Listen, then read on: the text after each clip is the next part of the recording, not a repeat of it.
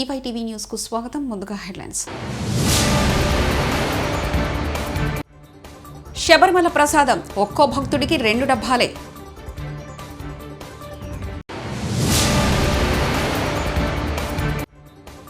ఉత్తర భారతదేశాన్ని వణికిస్తున్న పొగమంచు, ఢిల్లీలో ఎముకలు కొరికే చలి.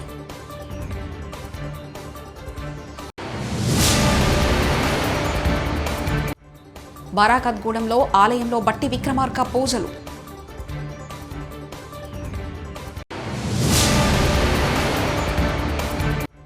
గెలుపున పొంగిపోను, ఓటమికి కుంగిపోనని మాజీ ఎమ్మెల్యే దాస్యం వినయ్ భాస్కర్.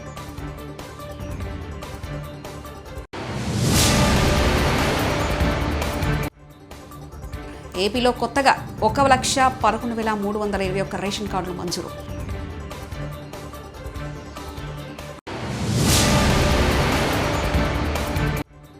వైసీపీకి అంబటి రాయుడు గుడ్ బై.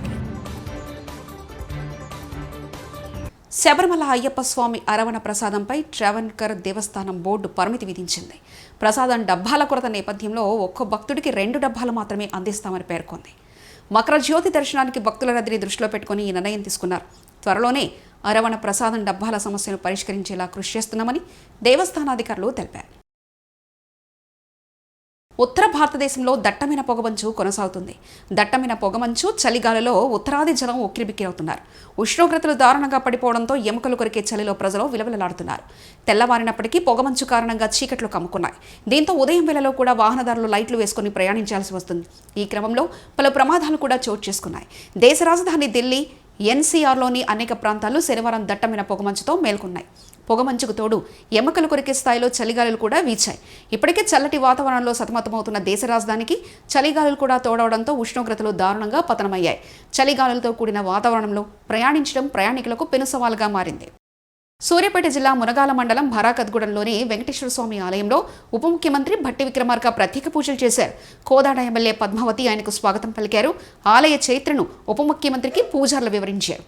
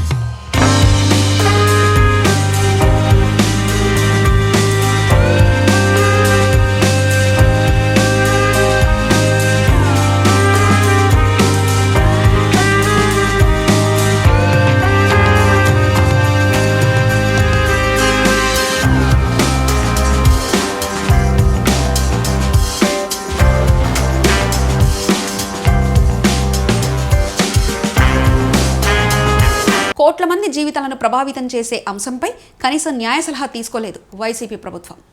రాష్ట్ర ప్రభుత్వం కొత్తగా 1,11,321 రేషన్ కార్డులు మంజూరు చేసింది. వీరందరికీ తహసీల్దార్ డిజిటల్ సంతకం పూర్తయిన వెంటనే రేషన్ కార్డులు ముద్రించి వాలంటీర్ల ద్వారా పంపిణీ చేస్తున్నారు. సంక్రాంతి పండుగ సందర్భంగా వీరికి ఈ నెల నుంచే రేషన్ అందించాలని ప్రభుత్వం నిర్ణయించింది. కొత్త రేషన్ కార్డు లేకపోయినా జాబితాలో పేరున్న వారికి వారి ఆధారంగా రేషన్ తీసుకునేలా ఏర్పాట్లు చేశామని అధికారులు వెల్లడించారు. వైసీపీకి బిగ్ షాక్ తగిలింది. ఇటీవల ఆ పార్టీలో చేరిన star cricketer Ambati Rayudu YCP నుంచి బయటకు వస్తున్నట్లు వెల్లడించారు. వైసీపీ నుంచి బయటకు రావాలని నిర్ణయించుకున్నా, కొంతకాలం రాజకీయాలకు దూరంగా ఉండాలని భావిస్తున్నా, త్వరలోనే పూర్తి వివరాలు వెల్లడిస్తానని రాయుడు ట్వీట్ చేశారు. దీంతో సడన్ గా ఏమైంది బ్రో అని వైసీపీ కార్యకర్తలు, ఫ్యాన్స్ కామెంట్స్ చేస్తున్నారు. నందిగామ అభివృద్ధి అంటే దేవినేని వెంకటరమణ ప్రజల గుండెల్లో చిరస్థాయిగా నిలిచిపోయిన మహానుభావుడు. నందిగామని మళ్లీ అభివృద్ధి చేసింది మొండితొక జగన్మోహన్ రావు. ఎమ్మెల్సీ అరుణ్ కుమార్ అని కొనియాడిన విజయవాడ పార్లమెంట్ సభ్యుడు కేశినేని శ్రీనివాస్ నాని. ఎన్టీఆర్ జిల్లా చంద్రలపాడు మండలం చింతలపాడు గ్రామంలో ఎంపీ ల్యాడ్స్ నిధులు 20 లక్షలతో నిర్మించిన ఎస్సీ కమ్యూనిటీ హాల్ మరియు 15 లక్షలతో నిర్మించిన ముస్లిం శ్మశాన వాటిక ప్రహరీ గోడ ప్రారంభించిన విజయవాడ పార్లమెంట్ సభ్యులు Kesineni Srinivas Nani, YCP MLA Mondithoka Jaganmohan Rao. MLA Mondithoka Jaganmohan Rao MLC Arun Kumar పనితీరు అద్భుతంగా ఉందని కితాబిచ్చారు ఎంపీ నాని. మొండితోక జగన్మోహన్ రావు మంచి డాక్టర్, పల్మాలజిస్ట్. కరోనా సమయంలో ఆయన ప్రాక్టీస్ చేస్తే ఆయన కుటుంబం 100 తరాల వరకు సంపాదించుకోవచ్చు, 100 కోట్లు సంపాదించుకోవచ్చు. ఆయన డాక్టర్ ప్రాక్టీస్ వదిలేసి రాజకీయాల్లోకి ఎందుకు వచ్చారు? ప్రజాసేవ చేద్దామని. ఆయన ప్రజాసేవ మాత్రమే చేస్తున్నారు. అయినా కానీ కొంతమంది మొండితోక బ్రదర్స్పై బురద చల్లుతున్నారు. ఇలాంటి ప్రజాసేవ చేసే ఎమ్మెల్యేలు చాలా అరుదుగా ఉంటారని, జగన్మోహన్ రావు అరుణ్ కుమార్ వ్యక్తిత్వం చాలా గొప్పదని ఎంపీ అన్నారు.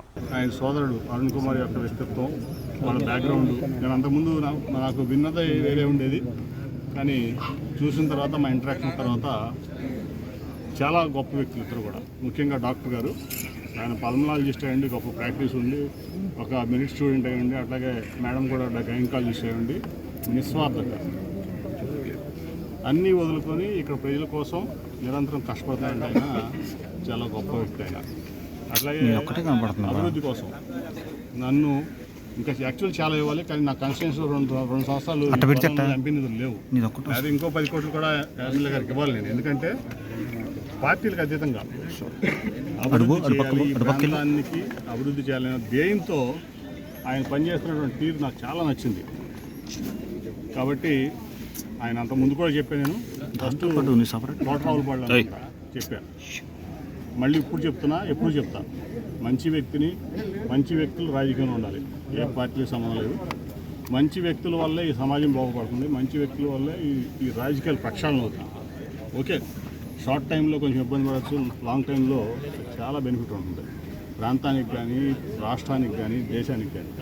కాబట్టి నా ఉద్దేశం ఏంటంటే ఇటువంటి మంచి వ్యక్తిని ఇక్కడ ప్రజలు ఎన్నుకోవడం వాళ్ళ అదృష్టం. నేను చూశాను అంతకుముందు ఈ ప్రాంతంలో ఎమ్మెల్యేని చూశాను. రమణ గారు ఈ ప్రాంతానికి ఏమన్నా చేశారంటే స్వర్గీయ దేవినేని రమణ గారు. ఆయన అంత గొప్ప వ్యక్తి ఎవరో కూడా. అందుట్లో ఆయనకి నాకు చాలా ఆత్మీయ అనుబంధం ఉండేది, రమణ గారికి నాకు. నేను అప్పటికి వ్యాపారంలోనే ఉండేవాడిని, కానీ ఆయన ఒక ఎమ్మెల్యేగా, మంత్రిగా ఈ ప్రాంతానికి, నందిగామ నియోజకవర్గానికి ఒక పేరు తీసుకొచ్చినటువంటి వ్యక్తి ఎవరున్నారంటే, ఒక ప్రజల్లో ముందులో ఉన్నారంటే ఆయన దేవినేని రమణ గారు. ఆ తర్వాత ఖచ్చితంగా చెప్తున్నా, అది మన మొండితోక జగన్మోహన్ రావు ఆయనకి చెప్తున్నా, చాలామంది నీతివంతుల మీద బురద చల్లుతారు. ఎందుకంటే అవినీతి పరులే ఈ రాజ్యం ఎన్నుకోవాలని తపంతో నీతివంతుల మీద దొంగలు బురద చల్లుతారు. వాళ్ళ వ్యక్తిత్వం ఏంటి, వాళ్ళ బ్యాక్గ్రౌండ్ ఏంటి, వాళ్ళు ఏ పరిస్థితుల్లో రాజకీయంలోకి వచ్చారు, వాళ్ళు త్యాగం చేసి వచ్చారా, దోసుకోవడానికి వచ్చారా అనేది జనం అబ్జర్వ్ చేస్తున్నారు. ఖచ్చితంగా అబ్జర్వ్ చేస్తారు, దాంట్లో ఎటువంటి తేడా లేదు. గెలుపునకు పొంగిపోను, ఓటమికి కుంగిపోనని మాజీ ప్రభుత్వ చీఫ్ విప్, మాజీ ఎమ్మెల్యే దాస్యం వినయ్ భాస్కర్ నేడు హన్మకొండ బీఆర్ఎస్ పార్టీ కార్యాలయంలో ఏర్పాటు చేసిన విలేకరుల సమావేశంలో ఆయన మాట్లాడుతూ, అధికారంలో ఉన్న ప్రజల మధ్య ఉన్న, ప్రతిపక్షంలో ఉన్న ప్రజల మధ్య ఉంటానన్నారు. ప్రజా సంక్షేమానికి నిరంతరం పాటుపడతా. బీఆర్ఎస్ పార్టీకి గెలుపోవటంలో కొత్త కాదు. పార్టీ శ్రేణులకు, ప్రజలకు అనినిత్యం అందుబాటులో ఉంటూ రాజకీయాల్లో గెలుపోవటంలో సహజమన్నారు. పార్టీ బలోపేతానికి పార్టీ క్రమశిక్షణ కలిగిన కార్యకర్తగా కృషి చేస్తా అన్నారు. రానున్న పార్లమెంట్ ఎన్నికలకు సమాయత్తమవుతూ ఎంపీ ఎన్నికల్లో గులాబీ జెండా ఎగరద్దామని ధీమా వ్యక్తం చేశారు.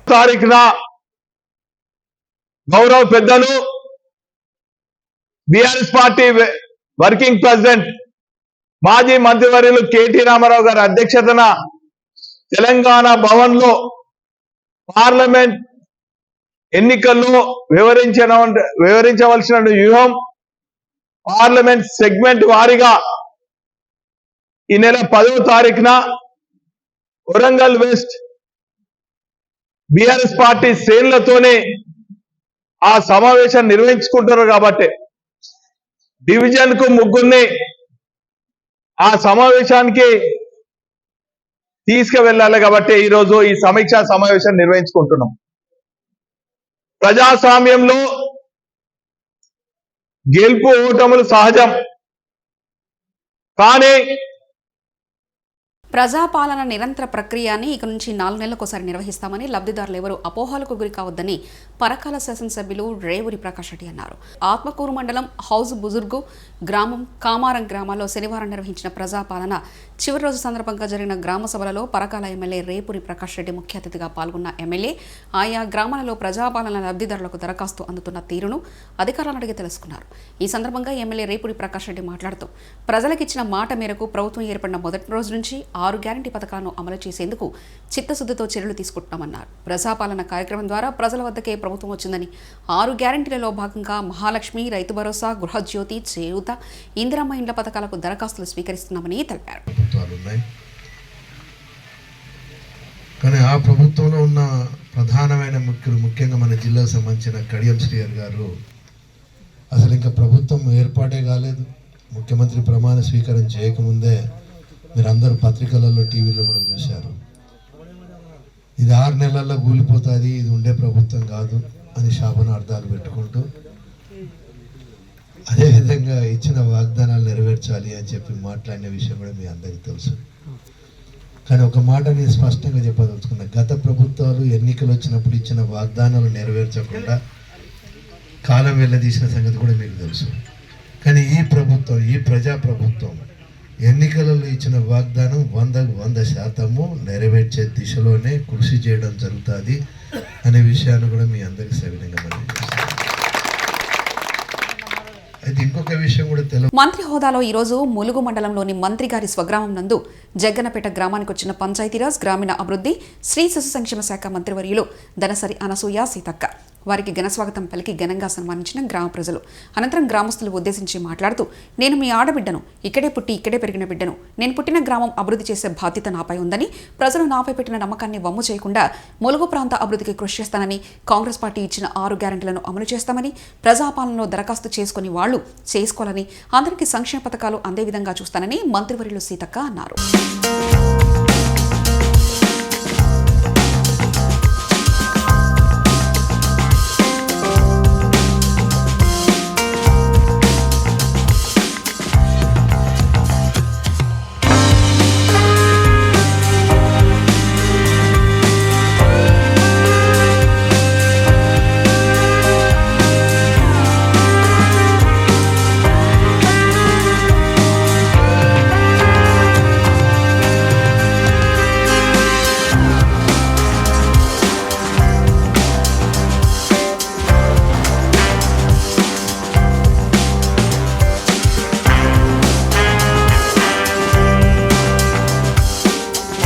గొల్లపూడిలో టీడీపీ బలోపేత బహిరంగ సభలో ఆంధ్రప్రదేశ్ ముఖ్యమంత్రిగా చంద్రబాబు నాయుడిని ముఖ్యమంత్రి చేయడమే లక్ష్యంగా టీడీపీ బలోపేతం కోసం బడుగు బలహీన వర్గాల ఆత్మీయ నాయకుడు మన బొమ్మసాని సుబ్బారావు ఆధ్వర్యంలో జనవరి 5న బహిరంగ సభ నిర్వహించారు. ఈ సందర్భంగా పలువురు టీడీపీ జనసేన నాయకులు సమావేశంలో మాట్లాడుతూ, అన్ని వర్గాలకు చెందిన ఆత్మీయ నాయకుడు బొమ్మసాని సుబ్బారావు అని, మైలవరం నియోజకవర్గంలోని ఏ పెదవాడికి కష్టం వచ్చినా, కార్యకర్తలకు ఇబ్బంది వచ్చినా అండగా నిలబడే మంచి మనసున్న నాయకుడు బొమ్మసాని సుబ్బారావు అని తెలిపారు. వైసీపీ అరాచక పాలనను తరిమికొట్టాలంటే మనకు స్థానిక ఎమ్మెల్యే గాని బొమ్మసాని సుబ్బారావు కావాలని ఎదురు చూస్తున్న తెలుగు యువత. ఎన్నో ఏళ్లుగా స్థానికేతరుల పాలనలో మైలవరం నియోజకవర్గం దోపిడీకి గురవుతుందని, కార్యకర్తలు సైతం ఎన్నో కష్టాలు ఎదుర్కొంటున్నారని పలువురు నాయకులు తమ ఆవేదన వ్యక్తం చేశారు. బొమ్మసాని సుబ్బారావు స్థానికుడిగా బలమైన నాయకుడని, అధిష్టానం తన వినతిని స్వీకరించి బొమ్మసానికి సీటు కేటాయించాలని తెలుగుదేశం నాయకులు కోరారు. మైలవరం నియోజకవర్గంలో టీడీపీ బలోపేతం దిశగా బొమ్మసాని ఎంతో కృషి చేస్తున్నారని, అన్ని వర్గాలను కలుపుకుంటూ ముందుకెళ్తున్నారని, అలాంటి నాయకుడు నేటి రాజకీయాలకు ఎంతో అవసరమని అన్నారు. కార్యక్రమంలో స్థానిక తెలుగుదేశం, జనసేన పార్టీ నాయకులు కరిమికొండ బాలాజీ, జనసేన పార్టీ నాయకుడు దేవాభక్తుని నాగబాబు, కాజా రాజ్ కుమార్, జనసేన పార్టీ నాయకులు కటకం సూరిబాబు, మెకానిక్ గొలగాని శివ తదితరులు పాల్గొన్నారు. గత సంవత్సరం నవంబర్ నెలలో జరిగినటువంటి విధంగా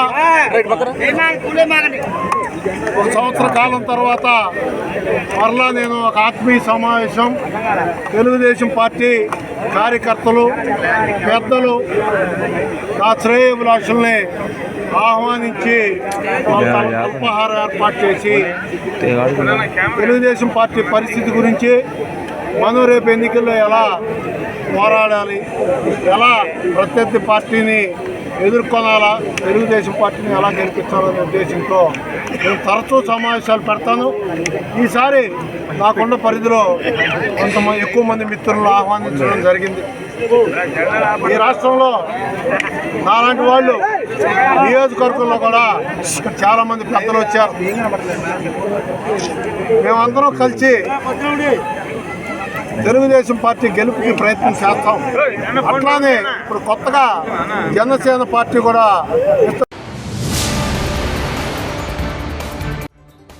శబరిమల ప్రసాదం ఒక్కో భక్తుడికి 2 డబ్బాలే.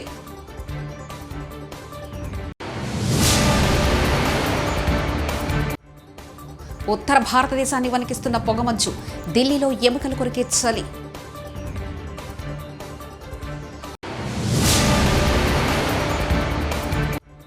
బారాకత్గూడెంలో ఆలయంలో బట్టి విక్రమార్క పూజలు.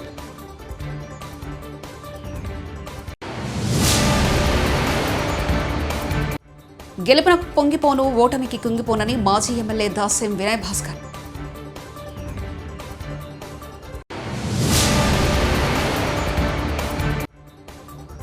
ఏపీలో కొత్తగా 1,11,321 రేషన్ కార్డులు మంజూరు.